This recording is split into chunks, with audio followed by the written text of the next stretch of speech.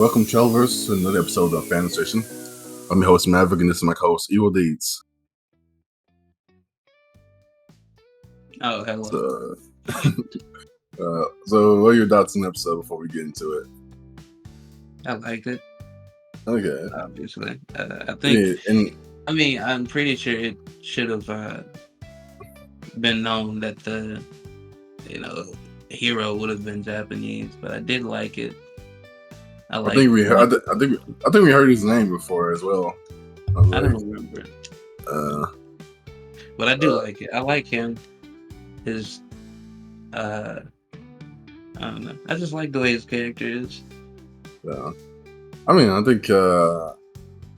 think I like his character as well, but I don't like his personality for reasons I will get into a little bit, further ahead. Let's see. So this episode is like probably like the first more action-packed episode since we had in a while. Even though we still got beat in the beginning episodes, it's I'm seeing more than memes. Like it's like that time I got reincarnated in a board meeting. I was like, it's really true. I was like, man, there is really a meeting like every episode. How do you feel about that, you dates? Do you like the meetings? I like the politics. This even politics. Oh, I guess it's kind of politics. Yeah, it's politics, but it's like at the same time, it's not that. I don't know. Interesting to me at least, but yeah. So I don't know. Oh yeah, before we get into that though, we gotta go into the news. Now, UD, since you watched the show, did you know there's gonna be a second season of the Runway to use healing magic? Holy shit! Really? Yeah, it was announced at Otakon on Saturday. That's fucking nice. Just the date the episode. It's like this is like beginning of August. That's gonna be fucking. That's gonna be a really good show. Yeah, I might catch up because I put the opening for this show in my Spotify playlist, and so I hear it all the time. So I don't know, I might watch the episode just to listen to the opening more. Watch the show just to listen to the opening more. Okay, this is kind of for me. I don't know, maybe I'll actually read it this time. Fate Stay Night Remastered visual novel releases on August 8th. Fate Hollow Ataraxia Remastered as also announced. So Fate Stay Night is getting a remaster. As you know, Fate Stay Night is a visual novel that came out in the early 2000s, which spun the popular Fate franchise, which now has a mobile game, multiple animes, a few movies, and probably a bunch of other video games as well. Probably a bunch of other stuff I'm not sure of. Yeah, that's gonna be cool. I might pick that up. I mean, it's remastered, so I guess it should clean a lot of the, probably bad. It's more like the art was not as good as it is now, so I don't know. Probably should clean up a lot of the rough stuff before, because before people weren't even able to actually like read it like over in like other places besides Japan because it wasn't localized. They had to just like read fan translation. So this is really cool. Okay, next thing's up. Sword Online Fractured Daydream Games trailer reveals Agile, Klein, Silica, Argo, and Lisbeth. The game launches for Switch, PS5, Xbox Series X, XS, PC on October 1st. Everything's in October. Everything's in October. Next thing. Duel Masters Lost. Net Anime reveals more cast, promo video, main visual, and sequel anime. I wonder I'm not sure if that's calling this a sequel anime or saying this is going to have a sequel anime already. I'm not. Okay. Sequel manga. Duel Masters. Okay, so I think the Duel Masters Lost manga was already a thing, before its anime launched, and now they're going to release another manga along with another anime. Okay, that's cool. They're really going all into this new Duel Masters project. And last but not least, My School Does Not Dream franchise's University Arc anime premieres in 2025. So that's cool. That's interesting. I mean, most anime light novels don't go into University Arc. So I'm like, okay, so that's cool. What do you think about it?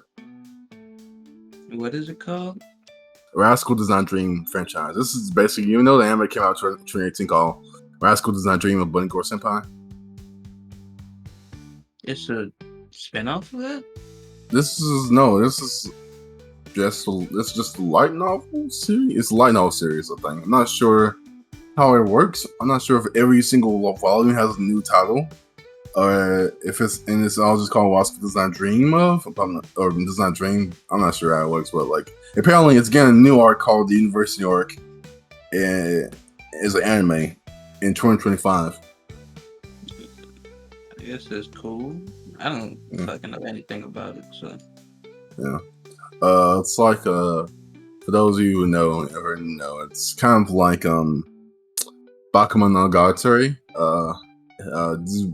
There's like this young guy who has to deal with a bunch of supernatural incidents revolving around different girls and close to him. It's kind of so pretty similar in that regard. But I haven't seen the anime myself, but no, I might give it a try eventually. There's a bunch of other stuff I want to watch. Well, at least one other thing I want to watch similar to this is called Inspector. It also has a similar premise, but yeah, this could be cool to watch as well. Okay, now onto the review of That Time I Got Reincarnated Slime, episode 17. What's this episode called? Oh yeah, the Lightspeed Hero. I think. What's this episode title? Wait, I think it's just Lightspeed Hero. Yeah. This is our review of That Time I Got Reincarnated Slime, season 3, episode 17, the Lightspeed Hero. All right. First things off, Rimuru finally introduces Guard Molemeal. We found out his first name. I probably already knew that, but I just found out again. We found out he introduces Guard Molemeal to the rest of his, I'm not sure what you call him, his executive board. So that's cool. And he basically says he'll become the leader of their finances if everything goes well with the festival. Which to me, I mean, it's cool, and it's also like, I mean, Rimuru he didn't even consult anybody about this decision. I mean, he is the boss. So this is going to happen. Okay, so I guess he says Mimu's going to explain the events of the festival to everyone. Odin plays banger as always. Rimuru goes into detail about how the festival will go. He says they will host invited guests as well as merchants. Princess Shuna and Yoshida will prepare a feast. And day one, the opening festival will be started with a speech from Rimuru. Rimuru's a little bit hesitant about it, but everybody wants him to do a speech, so he's going to do it anyway. So I guess he's the boss, but he'll take the consideration of people. After the speech, Rimuru will listen to the newly opened Tempest opera. And after lunch, I'm basically reading an itinerary at this point. After lunch, they will be unveiling Tempest technologies with Gibiru, investor detailing the history of their healing potions, while Krobe and Garm will display some of the equipment they have made. On day 2, the martial arts tournament will begin at the Coliseum. After midday, the guests will be free to roam about. Rimuru asks if there's any problems with anybody, and Ram alerts him to a problem she's having. And Vidor says, there's a forest on floor 95 on Dungeon, right? For some reason, it's going to encroach on the floors above it. It's already overtaken on the floors up to floor 71. Because the trees have been absorbing more magicals than expected, no monsters suitable to be bosses have been generated. I guess this is because of the trees over the magic. This is still a wild concept to me that monsters just spawn just from pure magic. That makes me wonder how exactly biology works. Or what's the limit on that? So I imagine you can't just spawn in intelligent races like Oni or like Dryads just randomly. But maybe you can. Not sure. Ragna then shows Rimuru a mystic fox they got from Clayman. It took me a while to remember this character. And he says that they could be a good caretaker of the forest. Rimuru names her Kamara, and the three-tailed fox gains another three tails. And I'm wondering if this fox's new name is a reference to Karama in a way, or are they both referencing something else we don't know about? Training and Shun didn't say they have a recommendation for someone who could be a perfect boss for the dungeon. Next, Rimuru asks Soei for his report, and he tells him that Viscount Kazakh from the Kingdom of Blue Moon has been arrested. Soei says he was a leading officer in Earthwest, a non-lawful group of slave traders that had military power equivalent to that of a small country. I mean, as soon as anybody says small in any regard, I'm like, okay, they're weak. It doesn't matter. They say, oh, a small army or a small country. I'm like, okay, they're not that strong. It's crazy. It was crazy to think about. So he says, apparently they were wiped out by the Lightspeed Hero. And that immediately transitions us to Hanjo Masayuki, who is the Lightspeed Hero himself. So far, we haven't seen him move that fast. So I'm wondering. So he probably has some skills related to moving really fast, but so far he does have some pretty powerful abilities. But so far he hasn't shown anything really representing his immense speed, as his name suggests. And we see his party. He has Jiru the Elementalist, Jinrei the Mad Wolf, and another Otherworlder, Bernie the Wizard, which once again kind of shows something pretty interesting about slime, is that not all Otherworlders are on the same level, which I guess you would expect. Is just interesting to think about that. Bernie the Wizard, apparently he's not a hero, doesn't have as much fame as Masayuki. So it seems like whatever blessing they get at the beginning is very disproportionate among them, which is cool. It's cool to know. Next, we get a flashback of Masayuki when he was in his original world. We found out he was gacha player, and that somebody, I'm completely sure this is Rimuru. I'm like, this is completely just Rimuru walking past him right before he was sent to the other world. I'm like, that was weird. I was like, I'm like, I guess that's just a hint. I'm wondering, was that in light novel, or is that just a hint to us anime fans or light novel fans? Because like that's just we just straight confirming that Rimuru is a time traveler. All right, that's probably the biggest thing in this episode. Not gonna lie. He ran to Jinrei, who was attacking a woman. I was curious if this is the same person. I looked at like, wait a second, that's the same person who ends up in the hero's party. This guy just attacked a woman. I go, okay, all right. And then he defends the woman, and this heroic action grants him the unique skill, Chosen One, and this allows him to to pretty much instantly defeat Jinrei with an accidental headbutt. He also gets the ability. Okay, so I'm not sure if these abilities are whole skills or just abilities that spun from a Chosen One. But he gets the ability. This is one of his many abilities he gets. He gets the ability Heroic Presence, which kind of acts like Demon Lord's presence, in that all lesser beings are overwhelmed and rendered immobile when it is emitted. Masayuki also gets the ability Heroic Compensation, which, due to very low high luck, makes all normal attacks by companions become critical hits. This is the ability he used in order to defeat Jinrei, because it turned his headbutt, which would otherwise have been normal attack, into a critical hit. Pretty obvious. He then meets Bernie, who doesn't expect him at first, but then thanks to another ability he got, Kaharo Charm, which makes those who see the hero in action get inspired. He begins to believe the hero and wants to walk in the same path. Afterwards goes to a martial arts tournament in Ingratia, which he's famous for, and meets Jiru the Elementalist at a martial arts tournament in Ingratia. And he also has the ability Heroic Action, which the hero's action set example for his friends and earn him praise. Next, in the meeting with Yuki, it talks about how he became a hero in less than a year. Yuki wants them to take down the slave company Ortors, who are hiding in the Kingdom of Balakia.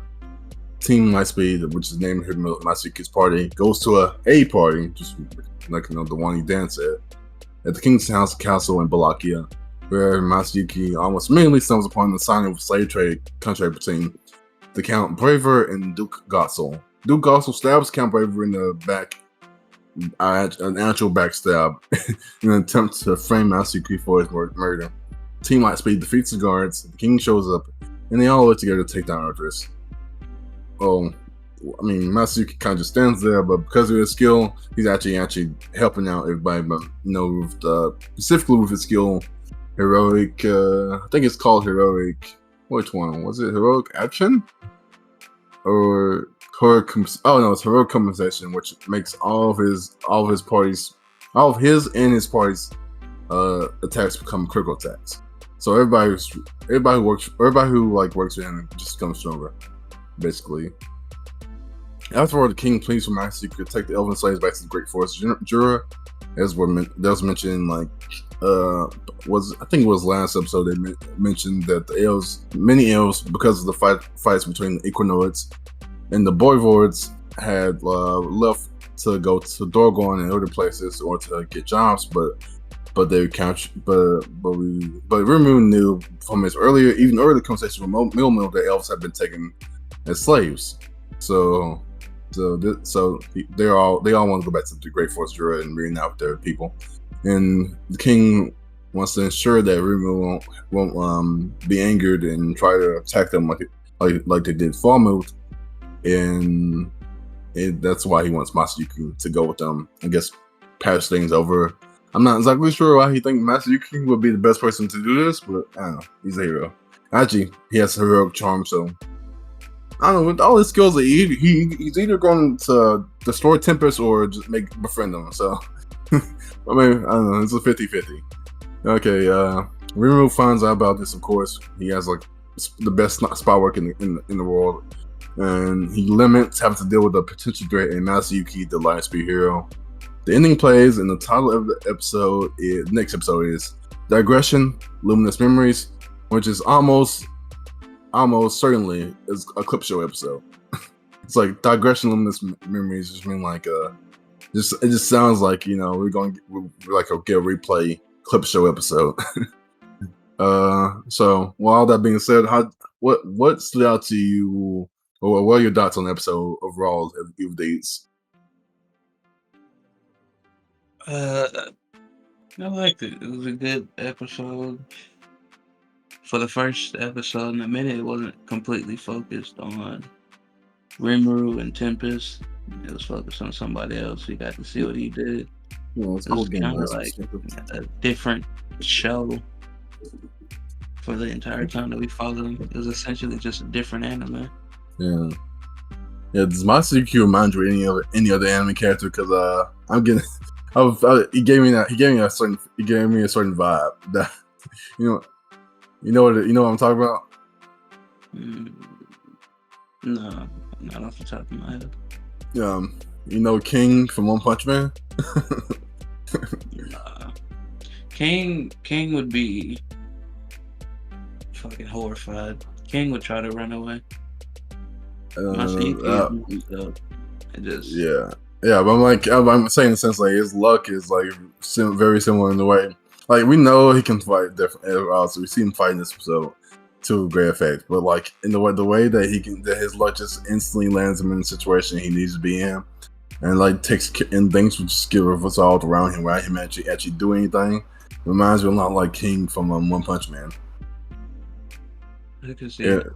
Yeah, even though he can't fight, he does. But he also has. He's like the first time I've seen one of these characters with super luck that can just have things go get resolved without them actually doing anything. Who also can fight himself. So that's a pretty interesting combination.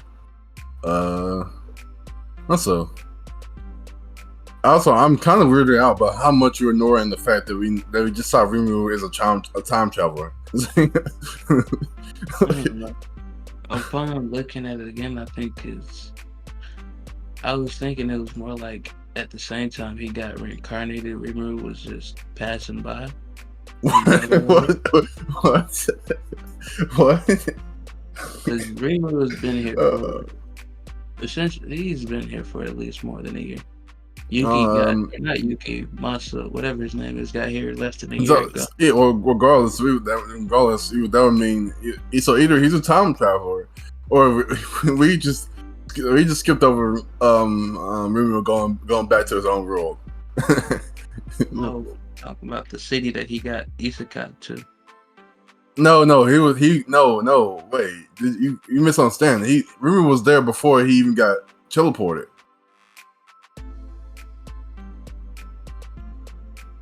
You didn't notice that?